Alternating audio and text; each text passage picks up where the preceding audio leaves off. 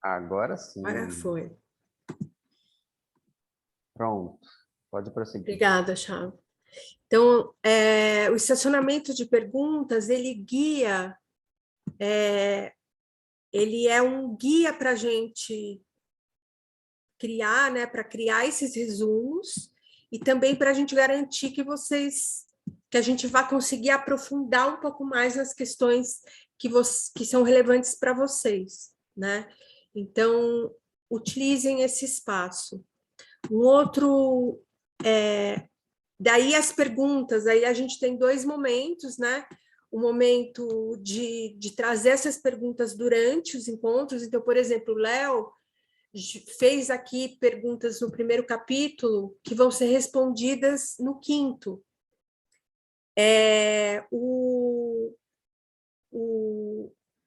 A Miriam, não, o Lucas, né, trouxe uma pergunta que a gente vai falar hoje, né, que é sobre redundância, mas que já começa a ser apresentado no livro, no capítulo 2. Então, é interessante que a gente vai falando, vai respondendo as perguntas no tempo delas, mas é aqui que ficam essa clareza, né? Também um indicador de como está indo o nosso aprendizado aqui. Essa é a lista que eu estou tentando, eu juro que eu fiz a lista direitinho para vocês não se cruzarem, mas às vezes não dá certo. E assim, e aqui a base de dados que gentilmente o Chaba criou e ele está atualizando essa base de dados com todos os links que a gente está circulando no nosso Yahoo, no nosso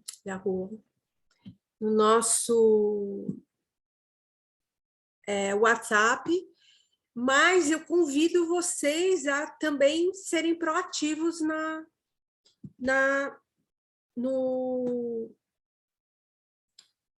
manutenção, né, e na atualização desse documento nosso, tá? Então, dado esses informes, vamos lá para o estudo do livro.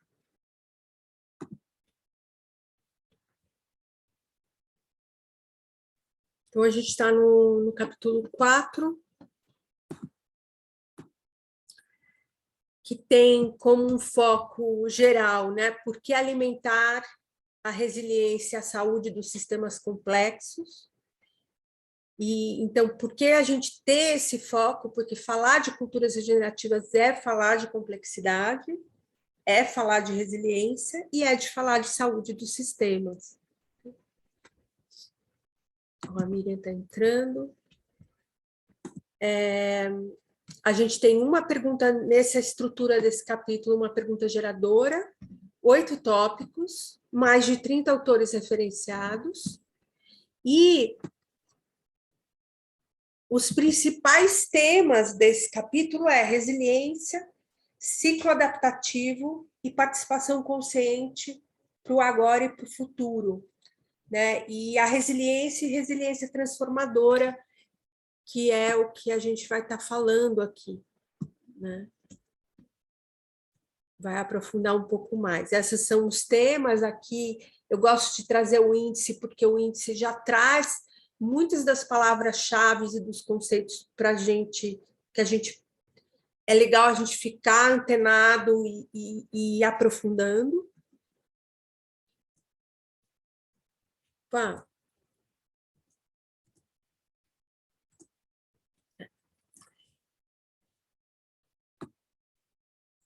Então, aqui nesse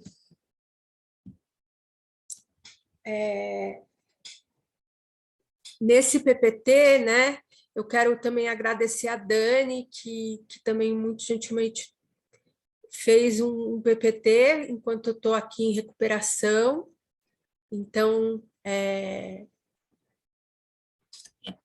esse resumo tem essa participação da Dani também.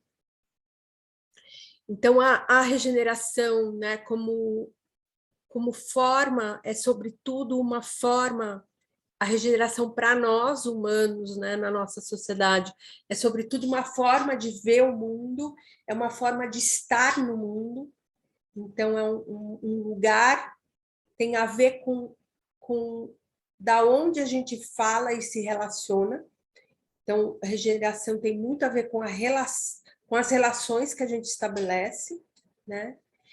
E essa clareza de que a vida ela está em constante mudança e essas mudanças vão e essa reorganização ela é contínua. É interessante que no budismo tem muito, né, na religião e na filosofia budista fala da impermanência, né? Muitas das religiões vão falar da impermanência de tudo, né? E E quando você pensa em sistemas, né, em ecossistemas, na vida, eu gosto muito, eu sempre cito uma das leis sistêmicas que foi apontada por Maturana, que ele diz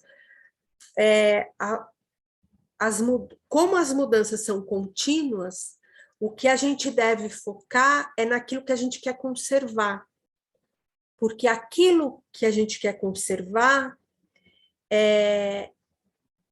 digamos, é o que a gente deveria cuidar. O resto ele vai se adaptar, ele vai se reorganizar conforme aquilo que você conserva. Isso é muito sábio para o que a gente vai olhar para todo esse capítulo, para esses conteúdos que a gente vai ver hoje, né? Aqui o entendimento de resiliência é essa capacidade do sistema reagir a perturbações, né? E que normalmente perturbações são perturbações externas, são mudanças externas, são intervenções externas àquele sistema, né? Com persistência, adaptação gradual e fundamental transformação. Então, é o entendimento de que as transformações são parte integrante do processo. A gente não tem como congelar o processo, né? A outra coisa que traz que é apresentada para a gente é essa noção do crescimento e eficiência. E então é assim, as cidades, né? Você tem um crescimento, uma cidade como São Paulo, onde eu estou, né? Então você tem, ao mesmo tempo que você tem uma diversidade, acessos, um crescimento e tal, você tem uma imensa fragilidade. É um sistema extremamente frágil, né? Eu não sei se vocês lembram, há uns anos atrás, se não me engano foi 2018, que houve a greve dos caminhoneiros, eu não sei se vocês se lembram, que começou a faltar. Então, assim, naquele momento tinham contas sendo feitas de quanto tempo uma cidade como São Paulo conseguiria sustentar de alimento caso os alimentos não conseguissem mais chegar numa cidade como essa, uma vez que a gente não planta alimentos numa cidade de mais de 20 milhões de habitantes, né? Então, quando a gente tem esse nível de dependência, a gente vai entendendo a fragilidade de você ter um ecossistema gigantesco, né? Mas com uma dependência tão grande quanto, né? Então, isso quer dizer, às vezes, uma pequena crise num determinado setor, que normalmente nos setores que exigem cada fluxo e mobilidade, né, energia, por exemplo, né, da blackout, né? A gente também passou por blackouts, sabe como que é ficar no blackout? Você tem que né, né? Então, esse tipo de... Quando você tem crises, às vezes são crises muito localizadas, mas que desestabilizam o sistema inteiro. Então, é interessante a gente entender essa questão da escala versus a fragilidade do sistema que a gente está inserido. A redundância, que é uma pergunta que o Lucas fez,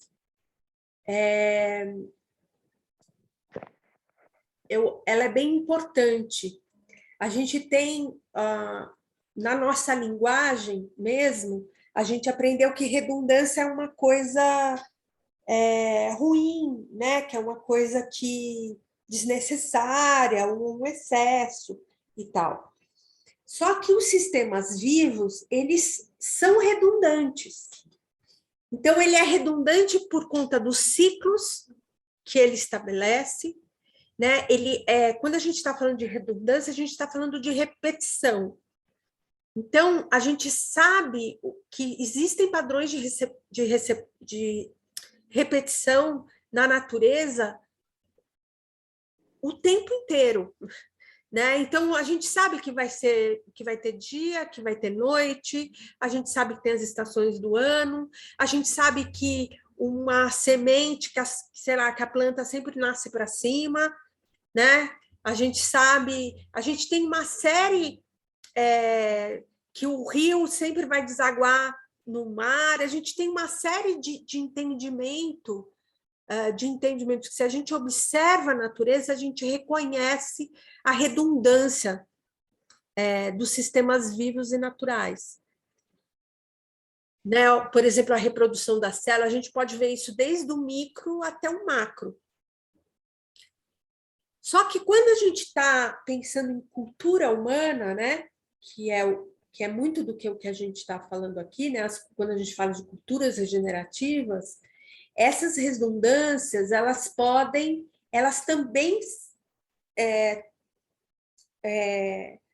por exemplo, uma das coisas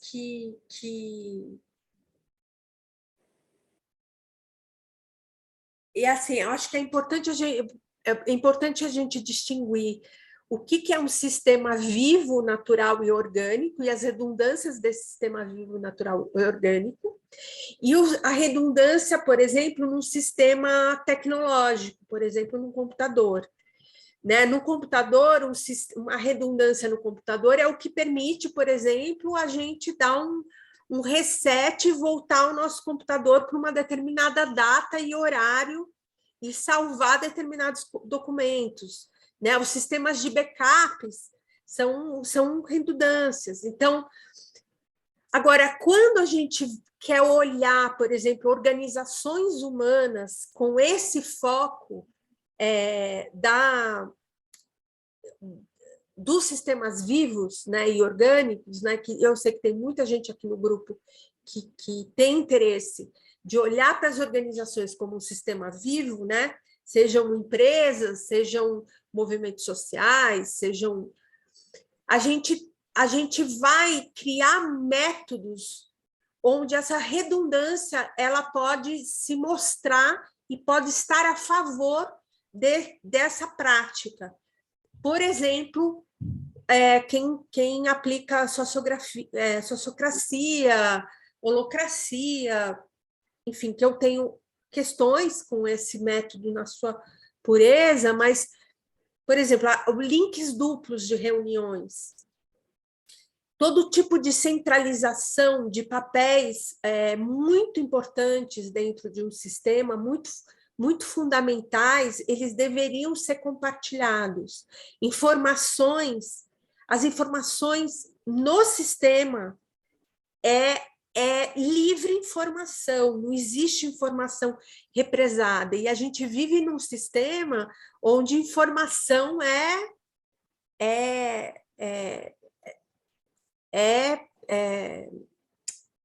acúmulo, né? Informação represada é privilégios de uns e exclusão de outros. E isso gera acúmulo dentro do sistema, né? Gera riquezas, por exemplo. Mas na natureza, O que a gente encontra, por exemplo, de informação é redundância, é livre informação. Então, esse papel da redundância no sistema regenerador, né, no sistema que está buscando saúde, é um aceleramento e uma abertura para tudo que é fundamental dentro do sistema. E é a redundância que permite que a resiliência exista, né? Que esse equilíbrio dinâmico exista, e é também a redundância que vai permitir que a gente tenha feedbacks rápidos. Deixa eu ver se é o próximo slide. Não está aqui, mas daqui a pouco eu mostro para vocês. Que vai permitir que a gente tenha feedbacks rápidos e é uma rápida adaptação. A gente vai falar um pouco mais sobre isso. Pessoal, por favor, me interrompam, tá bom? Que eu queria fazer a gente fazer um resumo mais interativo, mais dinâmico. Diversidade, saúde, sustentabilidade. Então, a gente está falando aqui de princípios, de conceitos extremamente importantes para as culturas regenerativas. Eu não vou me deter, a gente pode voltar para elas se isso for um desejo, uma pergunta de vocês, mas eu não vou me deter nela agora, tá? Uma das coisas que é abordada é o entendimento do porquê também, quando a gente fala de resiliência e a gente está falando de culturas regenerativas, a gente fala, mas por que, afinal, a gente está falando de culturas regenerativas, né? Por que a gente não está falando de sustentabilidade aqui? E a gente volta para aquele gráfico do Bill Reed, do 2º capítulo, que vai falar, olha, a sustentabilidade, se a gente estivesse consumindo um planeta, se a gente estivesse consumindo o suficiente para que os sistemas naturais, as nossas necessidades básicas e o ecossistema tivesse num equilíbrio dinâmico, saudável, a gente poderia estar falando, olha, a sustentabilidade dá conta, esse 0 a 0, essa compensação 0 a 0 da nossa pegada, tá ok, mas a gente já está vivendo 3 planetas, com uma perspectiva de viver 5 até 2050. E a gente, todo ano, a gente está consumindo, começou na década de 70 a consumir mais de um planeta em dezembro e a gente já está em junho consumindo mais de um planeta. Então, e eu não sei o quanto que vocês realizam o que isso significa, ou o quanto isso ainda fica abstrato para vocês. A gente pode falar sobre isso. Mas o fato é que a gente tem uma corrida contra o tempo e contra esse consumo, que é um consumo destrutivo e da própria civilização, da própria existência, da vida e da diversidade no planeta, do qual nos inclui como seres, como espécie, né? E aí ele traz essa... Enfim, aí a gente fala de pegadas, a gente pode falar sobre isso. Acho muito interessante esse mapa, porque esse mapa vai estar falando como é que os países do norte, para alcançarem o tipo de vida, o tipo de civilização, né? E de sociedade, e de estrutura de cidades, né? De estrutura de modo de viver, como é que eles ultrapassaram todo tipo de limite, né? E com quem que eles estão contando hoje para equalizar esse sistema. Então, o que acontece é que o Brasil tem um papel fundamental, e aí não é à toa que o Brasil está em evidência, desde sempre, desde a década de 70, como o futuro, mas também como um interesse cada vez mais explícito dessa sustentação, desse equilíbrio dinâmico do ecossistema planetário como um todo. Então, a gente tem realmente esse papel, né? E aí a gente tem questões políticas postas aí, que quando a gente vai para essa escala, nós que somos pequenos, que temos a nossa... Talvez a gente... Eu sempre tenho um pouco de aflição da gente ir direto para essa escala. Por isso que o interser, a consciência do interser e a dinâmica de de dizer, olha, as culturas regenerativas começam com você, começa com a sua responsabilidade de você como indivíduo, para a gente não se esquecer que o nosso papel singular faz sim diferença no coletivo, né? E nesse todo do sistema. Aqui são quando a gente olha, está falando de crise de tudo, né? As crises convergentes, a gente está olhando para esses mapas e para esses ciclos emergenciais. Então, a gente tem o ciclo de nitrogênio, na verdade, o ciclo do fósforo, ele está mais avançado do que está nesse gráfico já, assim como a poluição de partículas na atmosfera, mas eles estão vendo que, por exemplo, a poluição de partículas no oceano é algo tão assustador quanto da atmosfera. Então, provavelmente, esses gráficos eles vão estar mudando daqui nos próximos anos, eles vão estar sendo adequados para esse monitoramento cada vez mais assertivo mesmo de quais são os indicadores, né, para a gente monitorar esse estado de delicadeza que a gente está como espécie, né, e como espécies no planeta, né? E essa perda da diversidade que tem os seus índices assim estourados, e se estima que a gente está perdendo diversidades que a gente sequer conhece, e que poderiam estar, por exemplo, suprindo a cura do câncer, por exemplo, ou um tipo de...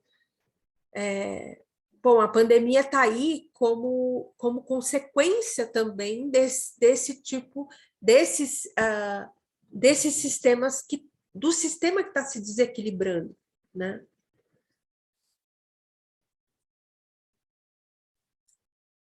Bom, tem muita coisa para a gente falar sobre... Flávia, Oi? ele fala de perda de biomimetismo também, né? Que pode perder não só a perda de biodiversidade, pode perder uma cura, né? Que poderia existir, mas também que pode perder um design, imitar a natureza e algum design que poderia ser uma solução para alguma coisa, assim, para uma solução para imitar a natureza e ser uma solução para nós. Sim. Né? E a perda de biodiversidade também pode ocasionar isso, né? E tem também uma coisa que a gente, ao entender a interdependência, né, o interser, a gente entender que cada elemento dentro do sistema ele é fundamental para aquele sistema existir. Se a gente vai perdendo elementos desse sistema, esse sistema ele chega num ponto numa fragilidade, num ponto onde ele não consegue mais se reestruturar. Então, não é só uma questão de perda de cura e de soluções inovadoras, criativas e de entendimento da nossa existência. Tem a ver também com a sustentação, né, desse ecossistema planetário como um todo mesmo. Então, e aí é um pouco, quando a gente fala de visão sistêmica, a gente entender, né, quando, por exemplo, falam dos rios que vêm, dos rios que vêm pelo ar, né, que vêm da Amazônia para cá. E os voadores. Os rios voadores, por exemplo. Até esse entendimento do que isso significa como um ciclo, né, como uma dinâmica de um sistema muito maior, vivo, do qual a gente faz parte, né? E aí a gente começa a entender, nossa, mas claro, a Amazônia está totalmente ligada à Serra da Mantiqueira, que está totalmente ligado ao Cerrado, né? E que está ligado ao que restou de Mata Atlântica de altitude aqui no Rio Grande do Sul. Então, se a gente não começa a entender que os biomas também estão, que têm as suas diversidades, as suas características, também estão conectados entre si, a gente periga continuar tendo uma visão utilitarista da biodiversidade.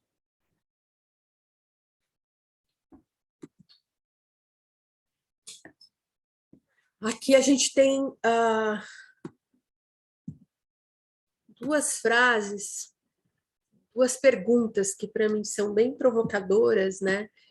Que é como atender às necessidades humanas dentro dos limites planetários. Então, essa é reconhecer esses limites,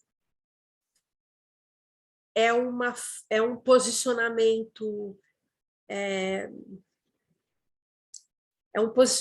novo e, de certa forma, ele pode gerar muita dor, né? É que nem, eu não sei se vocês já né, tem essa coisa assim, ok, a gente está numa crise do petróleo, não vai ter mais carro para todo mundo, a tendência é que não existam carros como a gente entende, né? Independente da tecnologia, conseguir soluções de mobilidade e tudo mais. Só que tem pessoas que dedicam uma vida para conseguir ter um carro e, de repente, na hora que chega a vez dele ter um carro, ele não consegue ter, né? Ou na hora que chega a vez de ter um determinado bem que ter acesso, você diz para uma massa de população, olha, esse acesso não está mais disponível para você. Então, eu fico pensando, imagina as gerações, né? As gerações do meu sobrinho, para quem tem filhos, né? Você chegar e dizer, olha, tem limites, né? Você não vai mais poder tomar banho de meia hora. Agora você vai tomar banho de 5 minutos, né? Que é o que aconteceu na Austrália, por exemplo. O governo distribuiu reloginhos de minutagem de 5 minutos para que as pessoas tomassem banhos, e além desse reloginho, você tinha um controle na conta energética ali, tanto de energia quanto de água daquela população, que, por ser um território que, na sua maioria, é deserta e que tem uma consciência sobre a água potável muito grande, você teve essa adequação na sociedade. Agora, para um brasileiro que está em cima das maiores bacias hidrográficas do planeta, isso, e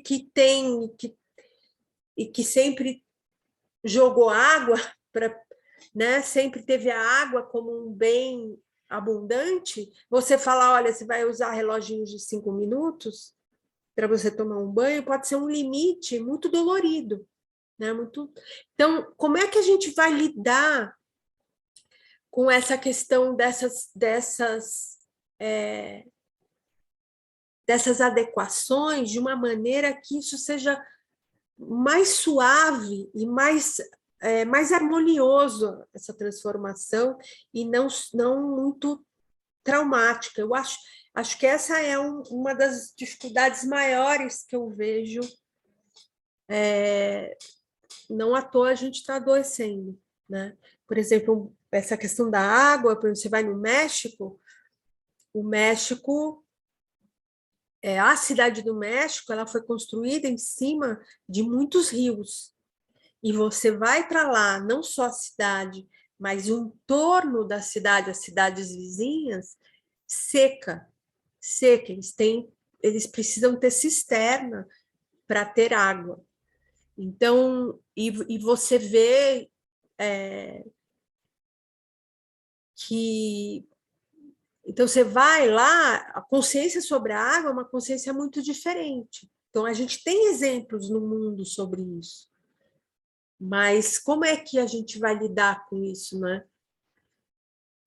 Quais formas mais eficazes de limitar, melhorar e reverter os efeitos já provocados até agora? Então, acho que essas são perguntas e oportunidades também, né?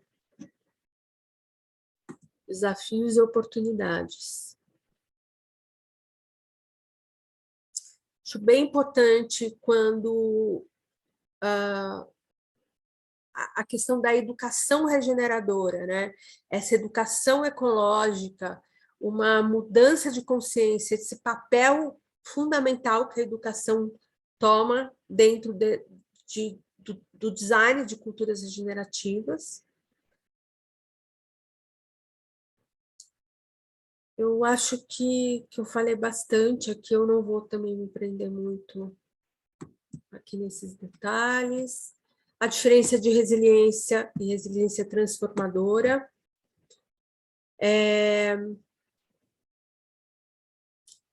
A resiliência, ela é um conceito da física, mas ela é também um conceito da biologia, né? Você vai encontrar a resiliência com essas duas, dentro desses dois campos do conhecimento. E a resiliência, ela começou, da década de 90 para cá, a ser abordada, vamos dizer assim, dentro da psicologia, dentro das ciências humanas, e ela vira realmente um conceito muito importante no momento que a gente começa a entender do que a gente, quando a gente está falando de sistemas, ecossistemas, sistemas naturais, sistemas vivos e complexidade, né? Que é essa capacidade humana de adaptação, de uma adaptação elegante, de uma sustentação de um equilíbrio dinâmico desse sistema. Capacidade mesmo dentro da impermanência, de intervenções de crises, né, e tudo mais. Então, a gente tem aqui a quantidade de mudança desse sistema, como ele sofre, né, como é que a gente mantém as funções e as estruturas desse sistema, mesmo com ele em crise, né? A gente tem a capacidade da auto-organização, e dentro dessa auto-organização, o autocuidado, né? E, de certa forma, a autocura dentro dos sistemas vivos, né? E a habilidade de construir e aumentar a capacidade de aprendizagem e de adaptação, né? É interessante que essa relação muito direta entre a aprendizagem e a adaptação, adaptabilidade. Então, a gente tem ele apresenta essas duas tipos de resiliência, né? A manter a relativa estabilidade né, o equilíbrio dinâmico dos sistemas vivos ao longo do tempo, então tem a ver também com uma questão de continuidade, né? E a resiliência transformadora é como aquela que faz rupturas, que faz transformações, que cria ciclos novos dentro do sistema, né? E a transformação, assim como tem um nome. Uma das coisas que eu acho que a gente vai ter que aprender a lidar, ele não fala sobre isso no livro, eu perguntei para ele, ele disse, Flávia, eu acho que você que vai ter que estudar isso, porque não... que é essa... Porque quando a gente fala de adaptação, a gente pode dizer que a mutação é uma adaptação também, né? Mas ela é uma adaptação que muda o padrão natural, o padrão saudável daquele sistema. Embora o sistema esteja buscando uma forma de manter o seu equilíbrio dinâmico. E tem e a mutação, né, que é o que faz, por exemplo, ter um vírus como uma pandemia como essa, o que faz existir o câncer, por exemplo. Só que a gente também vai precisar entender que a mutação, como é que a gente vai lidar conforme aquele mapa de crises ele começa a se expandir, o sistema ele vai começar a responder às mudanças com mutação. E a gente ainda não está totalmente preparado, olhando para isso. Quando a gente fala de culturas regenerativas, a gente não fala de mutação, né? A gente fala dessa resiliência transformadora e tem um nome, sempre me dá um branco, a transformação da borboleta, do casulo, da larva em borboleta. Metamorfose? A metamorfose. Então, a resiliência transformadora aqui, ela está diretamente ligada à metamorfose. Então, quando a gente está falando de mudanças de condições e nas rupturas, né, de uma transformação em reação, a gente está falando aqui de metamorfose, a gente não está falando de mutação, tá? E por isso que tem esse cuidado para que a resiliência não atrase um processo necessário de transformação. Então, a resiliência aqui, e por isso também que ele faz esse balanço, que ele traz essa resiliência transformadora, porque a resiliência por si só, ela não é boa ou ruim, né? Ela é a manutenção de um sistema. Se a gente mantém um sistema onde a gente está consumindo 3 planetas, ou um status quo de algo que a gente continua criando uma manutenção daquilo que não nos serve mais e daquilo que tá limitando um desenvolvimento saudável, né, uma cultura mais saudável, né, uma cultura regenerativa.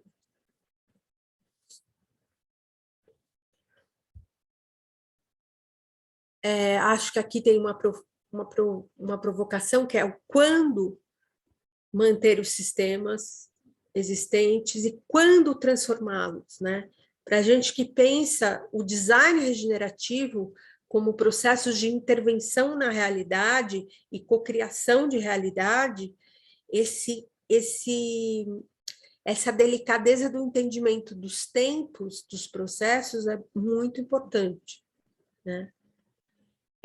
E aí ele vai trazer esse lugar da previsão, da antecipação e de como a gente, ao mesmo tempo, de uma singularidade, do reconhecimento do tempo singular dos sistemas, né, dos socioecológicos, dos sistemas naturais, né, dos biossistemas. Então, Quando a gente está falando de sistemas sociais, sistemas humanos, e está falando da possibilidade de fazer um design regenerativo, de culturas regenerativas, a gente está falando da possibilidade de fazer intervenções na nossa realidade e criar a realidade como a gente quer. Só que, né, e como que a gente acha soluções para essas crises e para os problemas?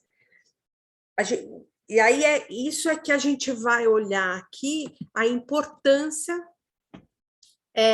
da gente considerar os sistemas locais, regionais e globais, que a gente considerar as diferentes escalas desses ciclos adaptativos, né? Sendo que quanto menor o sistema, quer dizer, quanto mais local, né, mais ciclos de feedbacks rápidos, mais adaptabilidade e mais correção dos sistemas a partir dos feedbacks que a gente recebe, a gente consegue fazer, né? Claro, é muito mais rápido. Então, assim, para a gente falar de sistemas adaptativos, esse padrão aqui, né, esse framework dos ciclos adaptativos, ele é muito interessante.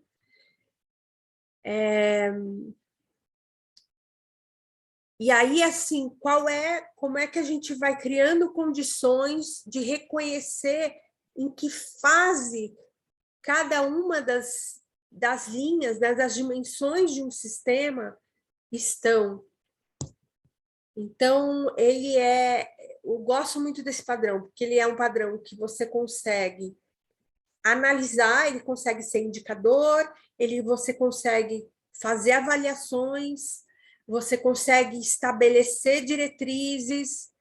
É um padrão muito interessante. Eu vejo ele pouco sendo usado.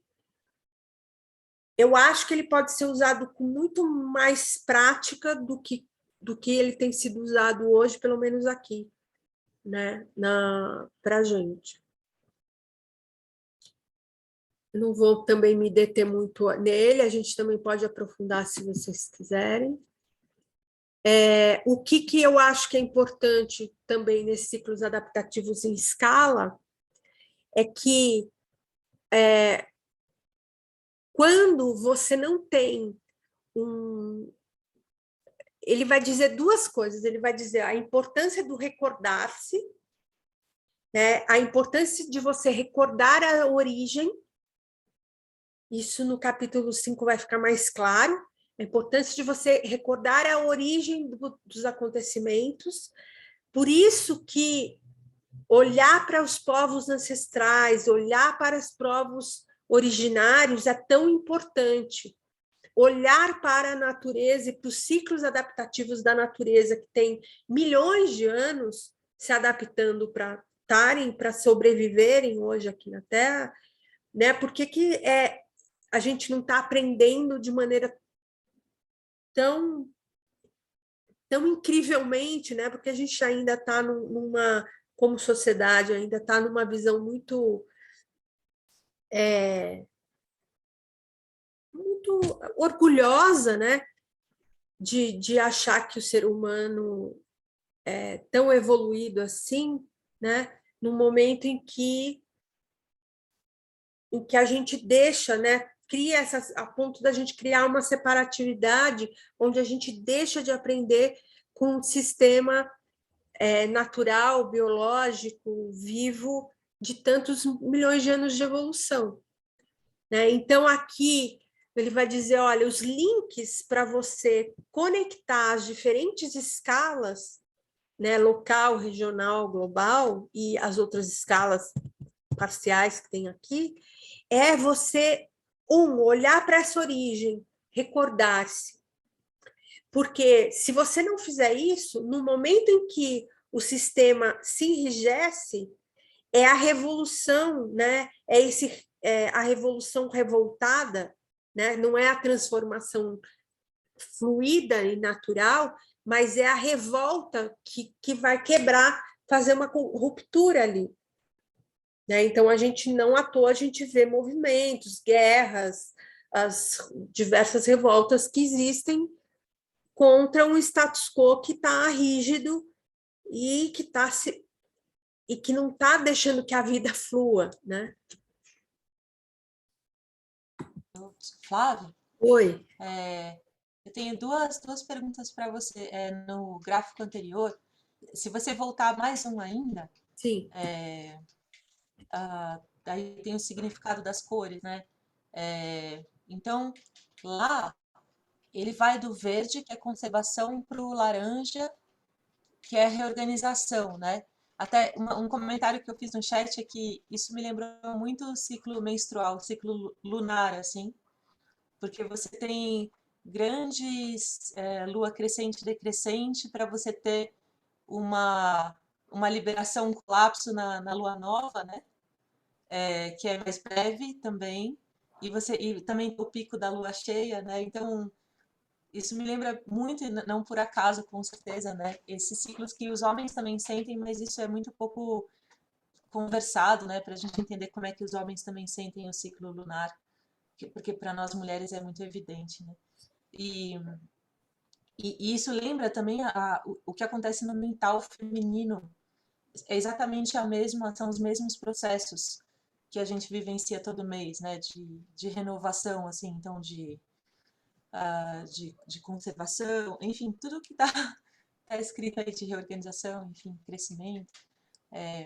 E aí, no gráfico seguinte, ele aponta, se você puder mudar para o próximo slide, quando ele vai de uma escala para outra, ele muda de cor, né? Ele vai do verde para o laranja. É de propósito? É.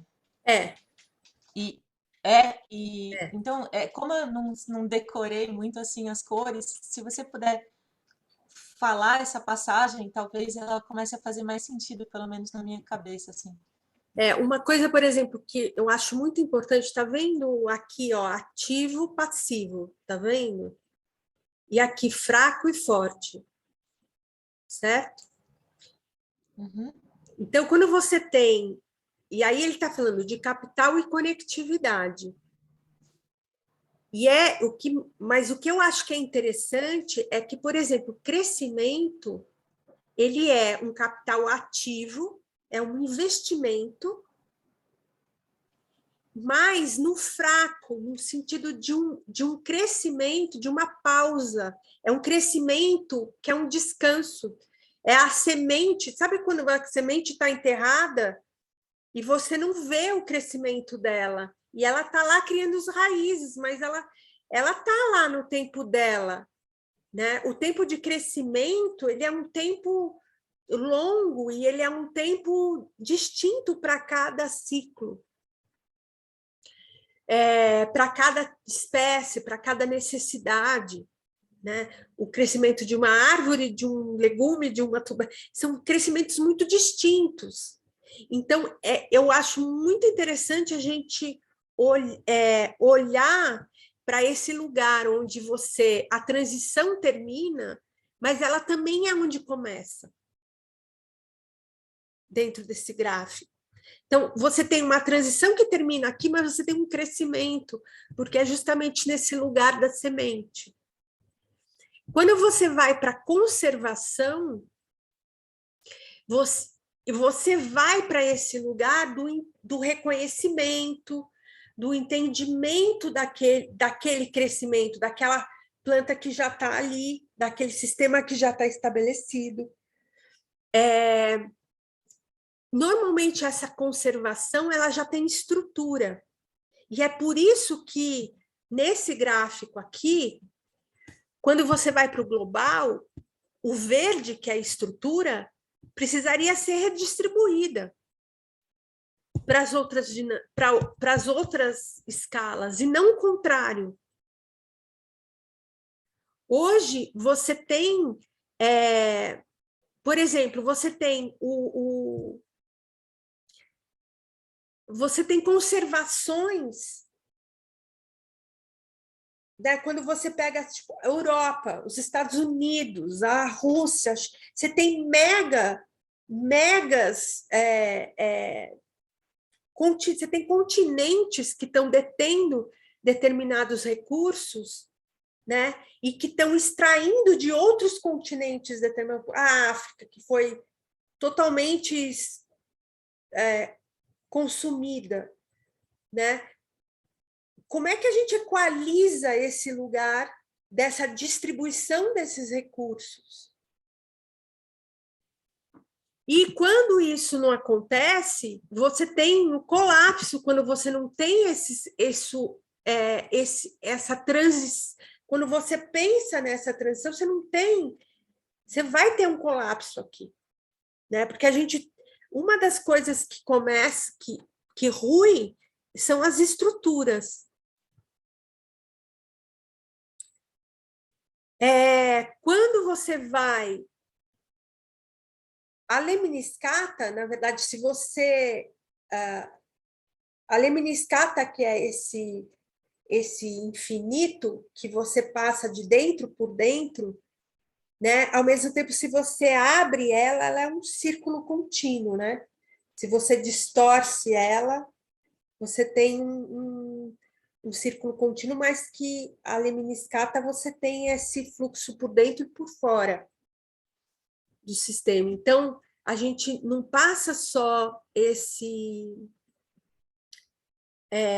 o verde aqui, ele passa pelo vermelho, né, por esse colapso e a libertação, por esse estado de ruptura, e é isso que ele vai dizer no outro gráfico, olha, essa ruptura, essa transformação, esse processo de transição, ele é natural, ele faz parte, ele é a metamorfose. Só que se a gente não faz essa metamorfose naturalmente, a gente vai ter revolta. E normalmente é o local que está sofrendo esse impacto que vai mostrar aonde essas rupturas precisam ser feitas. Então, por isso que é tão importante a gente ouvir o local, a gente dar voz para o local, a gente jogar luz no local. É o agir local, pensando globalmente, mas também distribuindo recursos globalmente para o resto, né? E aí você tem aqui o avanço e a reorganização a partir dessas transformações que são feitas. Agora, é importante dizer que é nessa fase de conservação, sistemicamente, que a gente reconhece aquilo que precisa ser conservado, que não é tudo, são coisas muito essenciais. Então, o tempo inteiro a gente está falando de valores, né, de princípios, seja para a gente aprender a ler sistemicamente um sistema complexo, seja para a gente conseguir reconhecer aquilo que precisa ser conservado dentro das mudanças que precisam ser feitas. Porque é a partir desse reconhecimento que a gente parte para uma reorganização. Em todas as escalas. A reorganização, ela está em todas as escalas.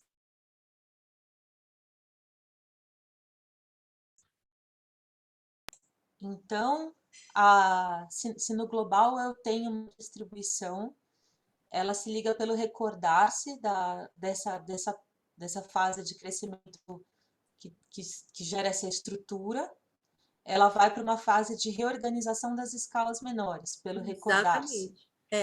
E quando existe uma revolta do ciclo local, ele vai para um ponto cada vez mais anterior à ruptura dos círculos maiores, vai indo em direção à estrutura. Começa a acontecer mais cedo do que deveria naturalmente. Entendi. Mais cedo ou, na verdade, porque se aqui em cima está cristalizado, se a estrutura, por exemplo, a gente vê isso muito na política. né, os movimentos sociais. Quando estoura um movimento social, uma revolta social, é porque aquela estrutura política está cristalizada há muito tempo num modo muito destrutivo, muito fora do equilíbrio. E aí, o local, as estruturas menores vão para o tudo ou nada. Só que a gente não precisaria chegar nesse ponto. Isso poderia ser muito mais orgânico mesmo. Então, em vez do revoltar-se, né, poderia ser uma escuta. A gente poderia fazer o inverso, uma escuta muito mais profunda do local, né, e o reconhecimento do local de uma maneira muito mais natural e muito mais de muito mais equilíbrio mesmo, muito mais saudável. Por isso que o recordar-se tem a ver com isso, também tem a ver com uma escuta do local, né? Então, como é que a gente vai criando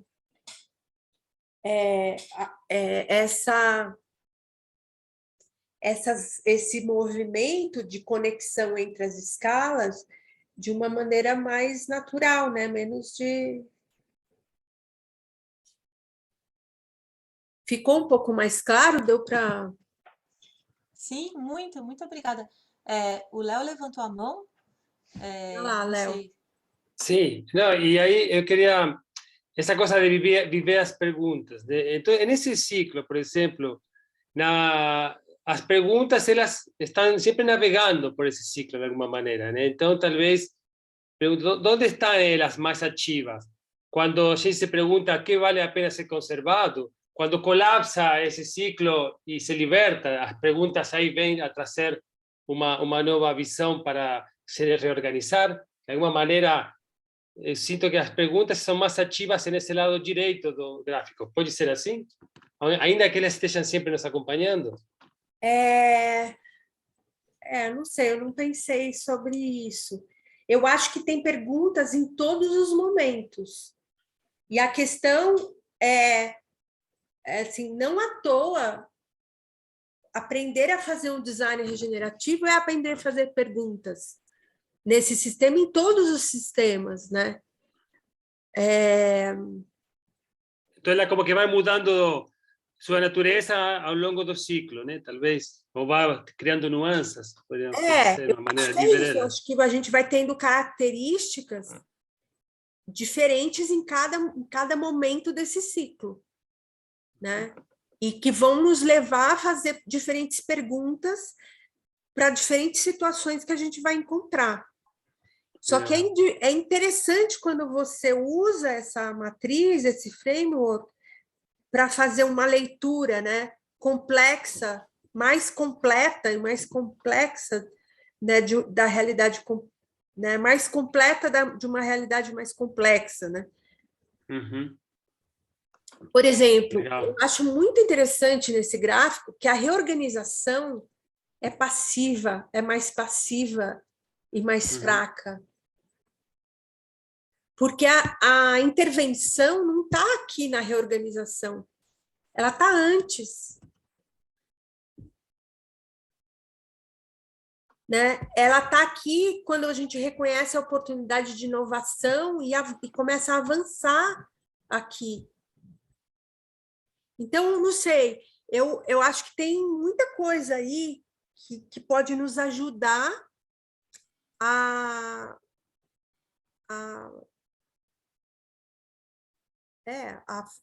fazer um design mesmo diferenciado. Rogério, você também levantou a mão? Sim, Flávia, na verdade, só me chamou a atenção no outro slide, que fala desse movimento da revolta, né? E eu, não sei, na minha leitura, eu sempre enxerguei todos esses movimentos, a própria abordagem do Daniel, sempre muito mais compassivo, muito mais de não violência. Então, não sei, talvez aqui seja um revoltar-se para trazer, né, colocar uma emoção, mas a própria transformação e esse recordar-se, imagino que traga esse lado um pouco mais, não sei, de não violência, etc. Eu queria só te ouvir um pouquinho. Eu não sei se você já estudaram um pouco Gandhi, né? Então, essa noção da não violência... Sei super da não violência do Gandhi, super. Não, é que a não violência do Gandhi, ela não é passiva. Ela não é ela não é passiva.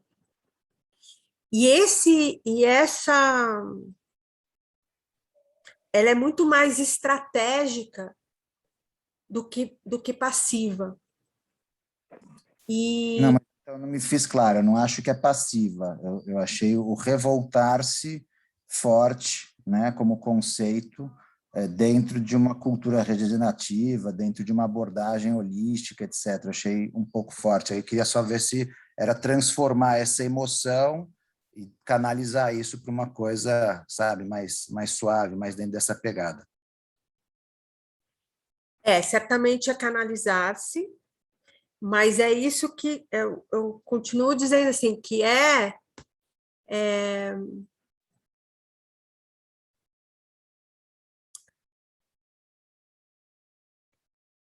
eu acho que é revoltar-se mesmo.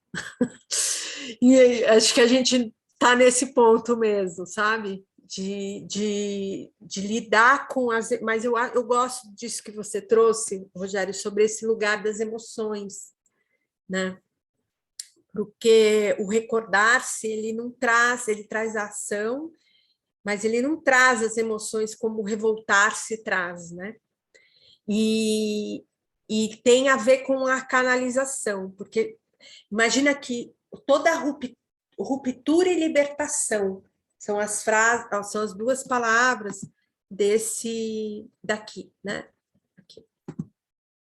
Flávia. Aqui, ó, colapso e libertação, né? Porque daí você tem um avanço. E aí a gente, assim, não dá para falar por exemplo, de sistema global, de capital, de capitalismo, assim, é um movimento, a gente pode dizer que é um movimento anticapitalista, no sentido de que a gente olhar para uma cultura, uma economia regenerativa é uma economia anticapitalista, né? E não tem como a gente não olhar para isso com essa clareza, né? E e aí também não dá para a gente dizer, olha, a gente está entrando numa era de mudanças climáticas que vão gerar uma sequência de crises, e achar que a gente não vai ter revolta. A gente vai ter revolta. E, sobretudo, a gente vai ter revolta se a gente não tiver com as questões básicas, que é água, que é alimento, moradia, energia, solucionadas. Então,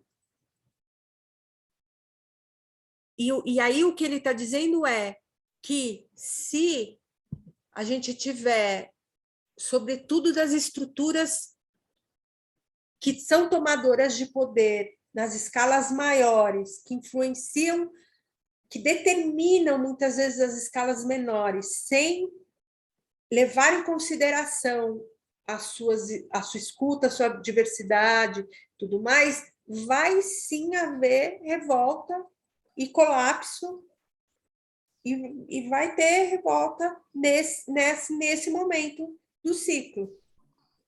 Eu acho que às vezes faz parte a revolta, que eu particularmente, pela minha experiência, eu não acredito que ela seja sustentável, né? E num tema aí de regeneração, ele realmente me chamou a atenção. Qualquer sistema que a gente quer combater, se a gente for de frente, vai ser murro em ponta de faca. A gente precisa entrar dentro do sistema, quebrar ele, e aí você transforma. Então, o revoltar-se, me peguei muito a essa palavra. Eu acho que não, achei ela forte para o que a gente está estudando, mas ok, uma colocação. Uma imagem que ele traz, que ele trouxe isso, na verdade, no treinamento, é justamente você sair do casulo, a força que você precisa fazer para a borboleta sair do casulo. É a revolta desse estar contido, né, para que você quebre aquele casulo e saia como uma borboleta do outro lado, né? E essa metamorfose, ela tem esse grau de ruptura. Eu acho que aqui, talvez a palavra fosse menos revoltar-se, e mais ruptura. Mas tem a ver com Ou indignar-se, acho que é legítimo a gente se isso, indignar e ter um indignação. ímpeto para a mudança, né? Bom, Que a indignação é antes, né? A indignação não tem a ação. O revoltar-se tem a ação ali, né? Mas, por exemplo, a Greta, o movimento que ela faz é um movimento de revolta, né? Ela está protestando. Então, é um protesto, ela não está hackeando o sistema, de uma certa forma é um protesto, ela faz um protesto, né? É um movimento, né? De revolta, assim, né? Quem que... Desculpa, eu não ouvi. A Greta Thunberg. Sim. Sim. Ela é essa voz de revolta. E ela tem, é um exemplo de não violência. Ela é ativa, embora não violenta.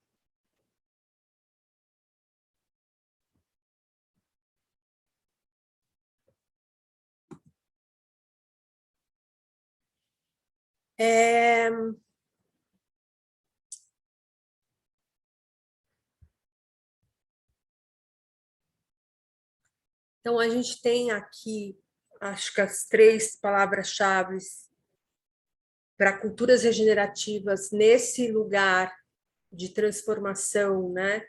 Sobretudo, esse capítulo é um capítulo que essa importância de uma rede de apoio mútuo e de comunidade fica muito explícito, porque a gente, como indivíduos, se reconhece no local, né?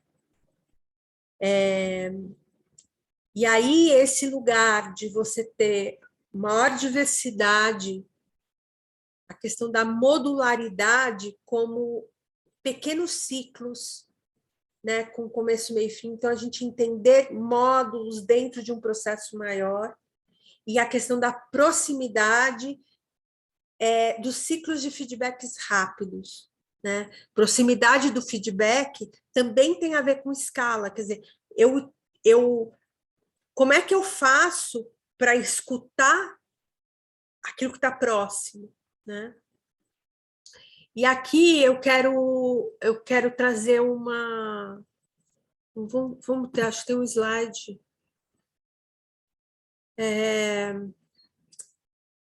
Bom, isso eu acho que é muito importante vocês estarem lendo.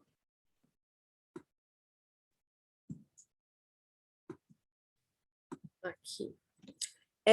Acho que esse é um conceito importante, a gente distinguir a prognose da previsão, né? Sobretudo porque a gente está falando de consciência futura. Design de culturas regenerativas é um design de futuro, né? É falar de futuros regenerativos, é falar de design de futuros. E talvez a grande diferenciação do ser humano seja justamente a nossa capacidade de criar processos, né?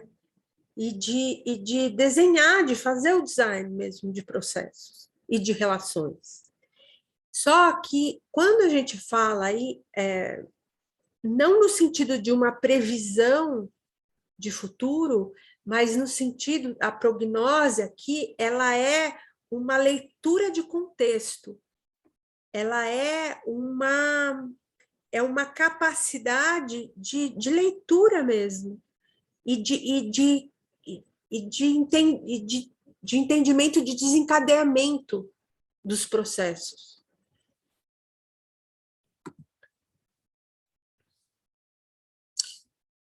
surfar no limite do caos, essa frase, né? Precisamos aprender a surfar o limite do caos entre estrutura, dissolução e inovação transformadora. A saúde dinâmica envolve o caos e a estabilidade, cada um na escala e no tempo apropriado. Então, falar de escala é falar de tempo também, dos processos. O pensamento de resiliência nos ajuda a identificar e depois a criar intencionalmente caminhos que apoiem o surgimento da saúde sistêmica como base para a regeneração. E aqui é justamente o que a gente estava falando, né? Reconhecer os colapsos e avanços como estágios positivos em nossas evoluções. Então, como é que a gente consegue fazer com que a revolta seja positiva e não violenta? Né? Como é que a gente consegue entender essa nossa capacidade de expansão sem que isso seja um processo de destruição dos limites naturais que estão sendo postos, ou sem que isso seja algo muito sangrento, muito violento mesmo, né? Eu vou...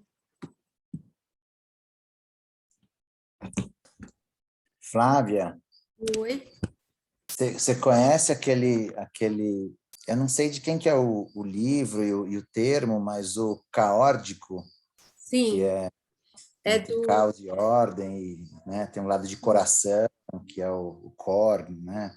Não sei se fala aí depois, mas é bonito também o conceito.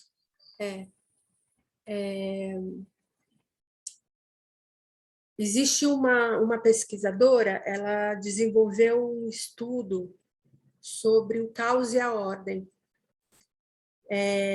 E o gráfico são... Então, você tem o caos e a ordem num círculo de intersecção, né? E você tem o extremo caos, que é o Chamos, e a extrema ordem, que seria os sistemas de controle. E que a gente viveria, né, que a gente estaria cumprindo ciclos pendulares entre essas dinâmicas de caos e ordem, que são, na verdade, o caos e a ordem, eles estão contidos, a natureza tem caos e ordem o tempo inteiro. Só que um lugar para que a gente, uma das formas para que a gente não chegue nos extremos do caos e da ordem, porque o extremo caos, por exemplo, uma pandemia, né, ou um terremoto, ou uma enchente, uma quebra de barragem que contamina, né, uma bacia hidrográfica, quer dizer, para a gente não chegar nesses limites de caos, e para a gente não chegar no extremo da ordem, né, que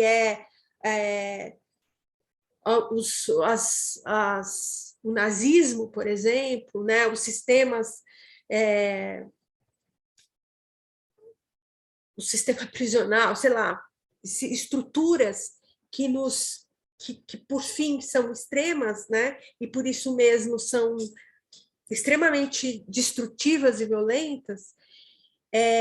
Esse estudo diz que a gente precisaria ficar no caótico, que é essa intersecção entre a ordem e o caos, que é exatamente o lugar mais criativo, é justamente a relação entre o caos e a ordem que permite que a vida exista, que permite que os sistemas naturais, que os ciclos de transformação aconteçam de uma maneira criativa e não destrutiva. É bem bonito, eu vou passar esse gráfico para vocês. Um livro que eu gosto muito, que chama O Nascimento da Era Caótica, que fala sobre o nascimento do cartão Visa, e como o cartão Visa é um livro gostoso de ler, mas ele vai fazendo ele traz esse conceito do caótico, né, com muita clareza ali no livro. Eu esqueci agora o nome do autor, é o de Hock. Mas esse gráfico ele é muito importante, porque a gente tem uma tendência, a cada vez que a gente está com o pêndulo no extremo, na extrema ordem, ou na ordem, a gente tende a querer buscar caos. Quando a gente está no caos, a gente quer... Só que, sabe o tal, o símbolo do tal, né? Onde a ordem nasce do caos, o caos nasce na ordem, né? O passivo nasce do ativo e o ativo nasce do passivo, né? Como um movimento de pulso contínuo. Isso é o equilíbrio dinâmico. Então, esse lugar onde você tem um pêndulo entre o caos e a ordem, e onde você chega nesse caótico, também fala desse lugar onde a gente tem esse equilíbrio dinâmico, né? Eu te agradeço, Rogério, por trazer, porque é uma imagem que ela dialoga muito com essa matriz que a gente viu hoje, né? Então, muito bom. Eu tenho desculpa, não levantei a mão, mas eu tenho uma dúvida, mudando um pouquinho de assunto só, sobre esse termo panarquia. Por que o Daniel prefere panarquia à holacracia, né? Ele mesmo diz que é mais ou menos a mesma coisa, assim, mas ele está falando de hierarquia natural, né? Eu queria saber mais sobre a visão dele sobre hierarquia e por que ele opta por panarquia. Olha, ele até comentou sobre isso.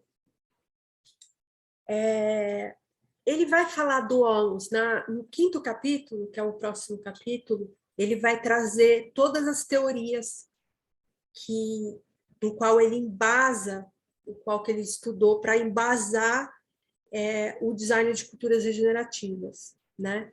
E as teorias holísticas, da onde o Onus surge, né? As teorias holísticas trabalham com Onus, mas trabalham com Onus muito não só no sentido da busca dessa totalidade, mas também vai falar da questão do fractal. A panarquia é uma organização... A gente sabe que a natureza tem uma organização natural, mas é uma organização e tem uma certa hierarquia natural, né? Mas o Pan, ele né, é a multidiversidade, né? Se é possível dizer multidiversidade, que essa é uma redundância, né? Mas é essa multilateralidade, é como se você tivesse... O Pan é multideuses, né? Multiespécies, Então, assim, como é que você vai falar São muitas hierarquias, entende? É como se cada reino e cada espécie tem a sua própria hierarquia. Você vai lá para as abelhas, tem a sua hierarquia, para as formigas tem a sua hierarquia, né? Cada povo, né? Os diferentes povos têm diferentes hierarquias dentro da nossa própria espécie humana. Então, esse Pan é a gente reconhecer um pan de hierarquias, né? Uma diversidade de hierarquias. E o Onus, ele busca nessa busca pelo todo, ele busca, de certa forma, uma universalidade. E essa universalidade que é como se você visse a Terra né? Sabe aquela imagem da Terra, da Lua, assim? Que a Terra ela é um ser em si, né? Então, o Holland ele está buscando essa certa unidade desse todo. E o Pan é a gente de dentro da Terra olhando para a Terra, né? É mais ou menos Muito, isso. Pelo menos é como eu muito legal. Muito legal, porque a gente, quando discute, né, assim, a gente está, bom, eu estou interessada justamente em organizações como organismos vivos e tudo mais, né, esse é o meu tema do momento, e a gente, saindo, assim, então, da hierarquia de mando, né, aí se discute um pouco a presença ou a ausência de hierarquia nas organizações horizontais, né, e conversando, assim, já cheguei à conclusão com algumas pessoas que, assim, você pode trabalhar com hierarquias de conhecimento, hierarquia de senioridade, tem outros critérios, outras hierarquias possíveis que às vezes são admitidas, às vezes não, né? Às vezes se diz que não tem hierarquia nenhuma, mas você vai ver, existe um elemento vinculante ali entre os módulos, né, que compõem aquele sistema, que está lá, assim, né, e muitas vezes não é mando, né, porque já são organizações que estão indo para outras regras do jogo, assim. Então eu gostei muito dessa panarquia, eu gostei.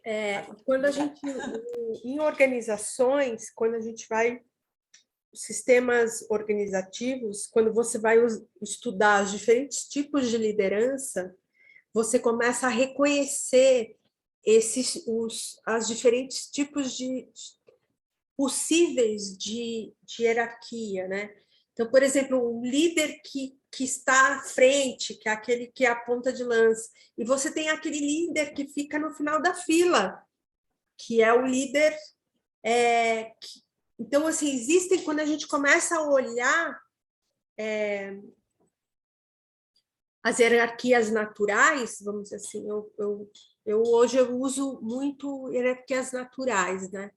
Porque você não desconsidera que você tem hierarquia, mas você entende que existe.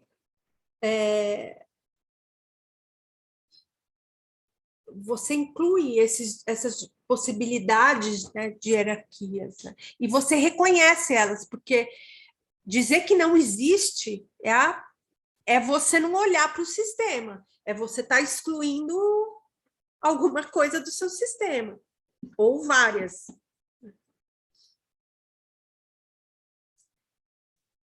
E aí? Como vocês estão? Mais perguntas? Mais... Eu quero propor um exercício para a gente essa semana, que eu fiquei...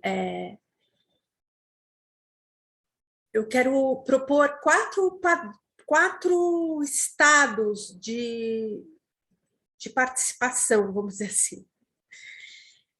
Um estado que é o silêncio do universo. É bem esse nome, assim, o silêncio do universo. Que é o exercício do silêncio. Onde você vai falar o mínimo possível, só o essencial.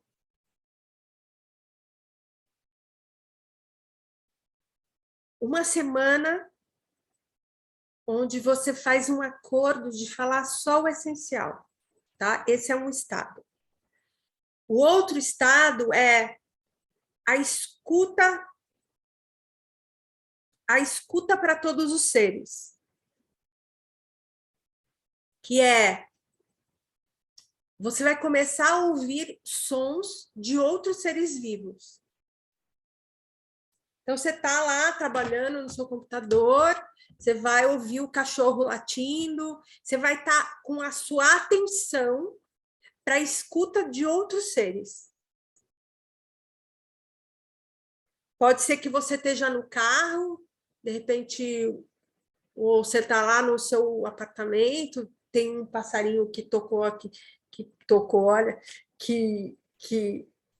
tocar não é tocar celular, não é desses seres vivos que a gente está falando.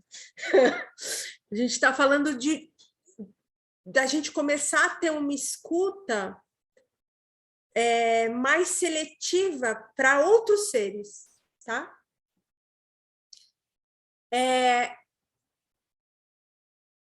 O outro estado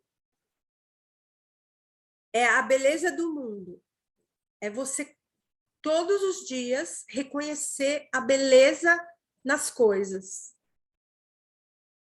E podem ser pequenas coisas, e é trabalhar muito com esse lugar mesmo da visão, mas também pode ser belezas mais sutis, mais esse estado de percepção da beleza. Eu tinha... Sim. E o quarto estado é a percepção do corpo, do seu próprio corpo. Então, a escuta para o seu corpo, as necessidades do seu corpo, o seu tempo interno. Você fica mais atento, por exemplo, quando você está com sede, para as necessidades do corpo. Uma escuta para aquilo que o seu corpo está te dizendo. E você vai começar a perceber que, conforme a situação que você está, o seu corpo vai te dizer como você está em relação àquela situação, àquela relação. Você está com a sua percepção mais integral de você. Tá? Então, a gente tem esses 4 estados. Vocês vão escolher só um deles para fazer o exercício durante a semana. Tá?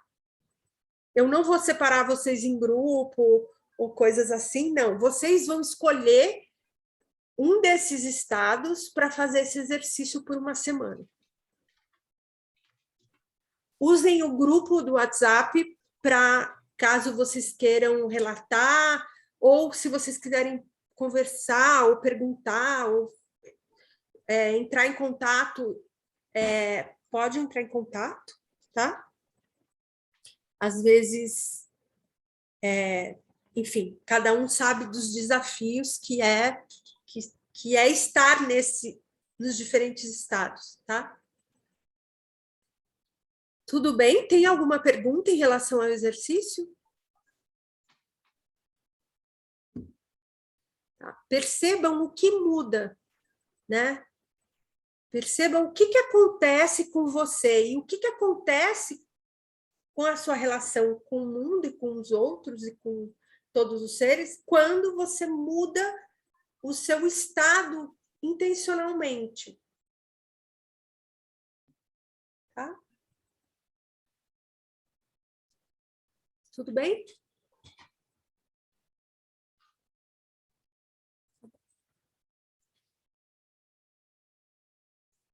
A gente está chegando no fim do nosso encontro. Eu falei um monte, porque eu estou vendo que a minha garganta aqui está me pegando. Eu quero saber se tem alguém que quer falar alguma coisa, precisa falar, perguntar.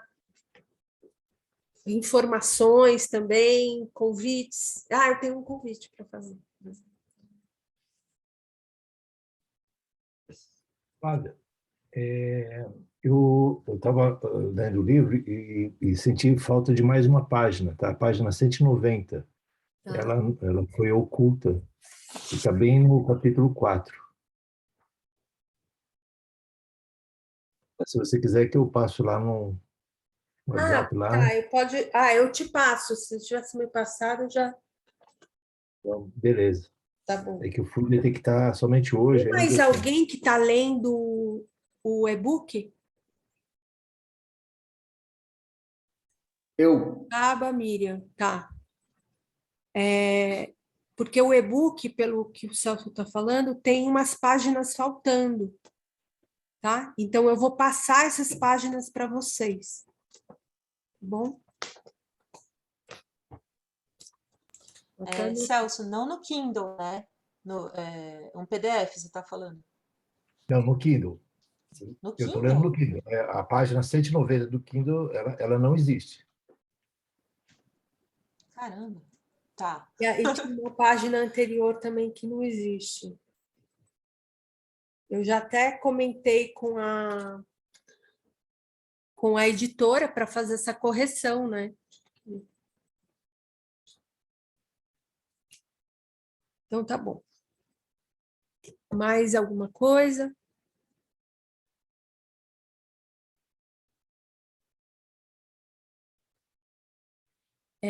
Miriam, tem suas perguntas, Lucas, Léo, algumas coisas a gente já falou aqui, mas outras a gente vai falar no encontro que vem, tá? Das perguntas que foram colocadas lá porque a sua pergunta é muito importante, esse entendimento, talvez eu possa até falar. Qual é o entendimento de que nós somos natureza? Tudo é natureza. Se tudo é natureza, né? Essa é a pergunta. Se uma bomba atômica é a natureza, como é que a gente faz? Né? Como é que a gente... E se a cultura regenerativa se propõe o entendimento de nós como natureza, de agirmos como natureza,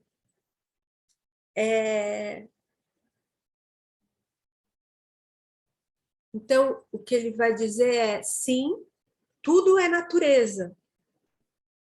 Só que a grande questão aqui é como a gente age como natureza, como é que a gente cria soluções adaptadas, elegantemente adaptadas, para o sistema natural, biológico natural, para o ecossistema, o biosistema que a gente vive. Só que quando a gente cria soluções como uma bomba atômica, é como se exatamente essa separação que cria isso. E essa separação é uma ação, as ações de destruição do sistema são feitas a partir da natureza, mas ela é aquela história da mutação. Ela é um sistema doente, né? Ela não parte da salutogênese, ela parte da morte. Os povos aborígenes australianos, a maior parte do urânio do mundo vem da Austrália, né? E vem justamente dos sítios, né, daqueles lugares que são lugares sagrados para os aborígenes. E esses povos originários, quando eles entenderam que a extração do urânio ele era usado para fazer bomba atômica, eles se sentem responsáveis por isso. Eles sentem que eles são culpados por isso. Porque a maneira como eles enxergam é uma maneira de unidade. Então, eles foram um dos movimentos... na Austrália, você tem muito forte a questão da resistência. Você tem dois tipos de... Então, você tem a resistência ambiental, porque eles têm muitas questões ambientais, como a extração do urânio, como a seca, né? E você tem os povos aborígenes. Então, você tem esses dois movimentos sociais muito vivos lá, né? Embora sejam uma das populações mais ricas, uma das sociedades mais ricas do planeta, né? A Melbourne foi considerada por 4 anos seguidos, talvez mais, a melhor cidade do planeta para se viver. E aí, quando você vai olhar bem de perto, assim, você tem essas lutas sociais, né?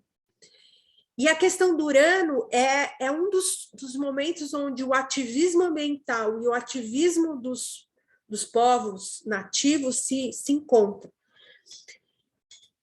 Só que a maneira como eles veem isso, né, como eles se posicionam, você começa a entender que é uma visão, é uma visão muito... esse lugar do interser é um lugar sagrado mesmo. A gente vai falar mais disso no encontro que vem. Então, acho interessante... E aí eu espero que vocês, com esse exercício, também comecem a exercitar esse lugar que é um pouco... que cria um pouco de deslocamento nas nossas relações, para a gente começar a entender como é que a gente pode responder como natureza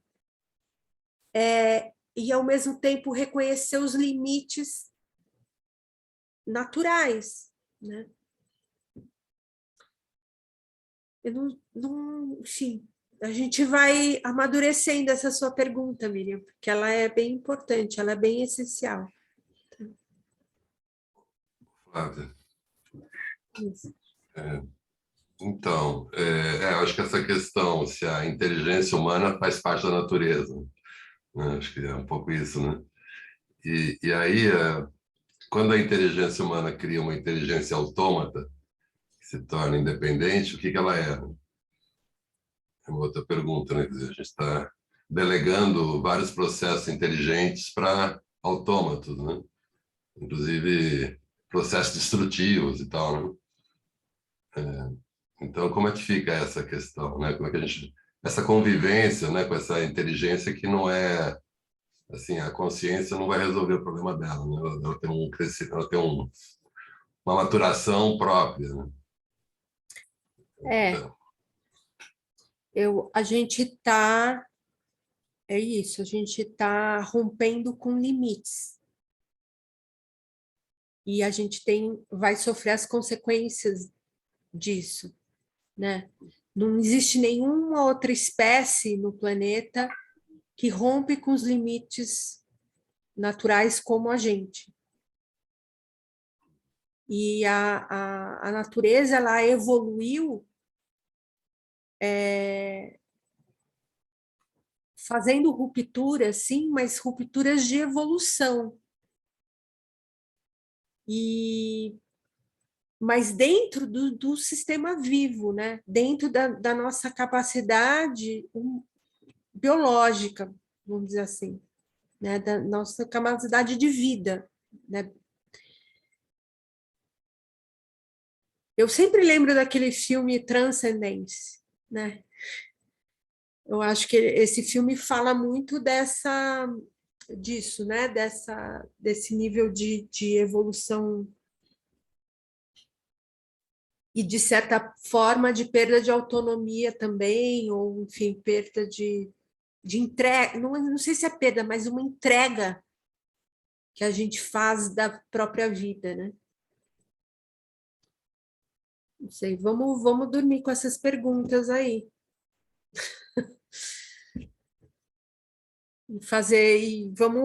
Acho que tem isso, né? A gente está estudando, a gente não à toa, a gente está aqui no nosso feriado, né? 9 horas da noite, estudando essas coisas.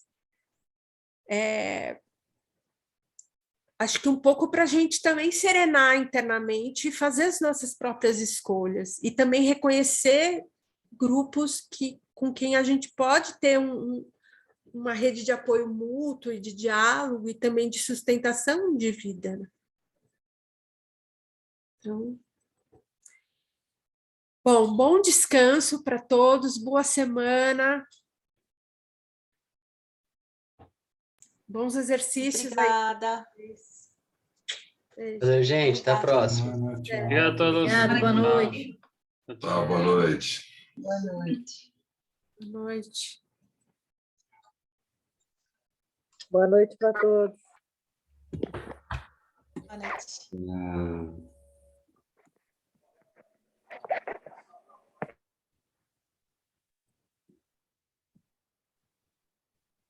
Chaba, aqui parece que teve bastante coisa aqui, né? No chat? É. Pouco. Eu já... Boa parte das coisas aí eu já joguei lá no Zap. Ah, legal. E já botei na base de dados também. Ah, legal. Posso te dar um feedback? Pode.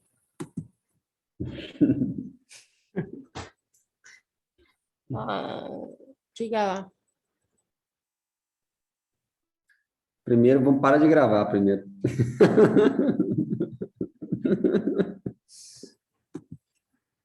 Stop share.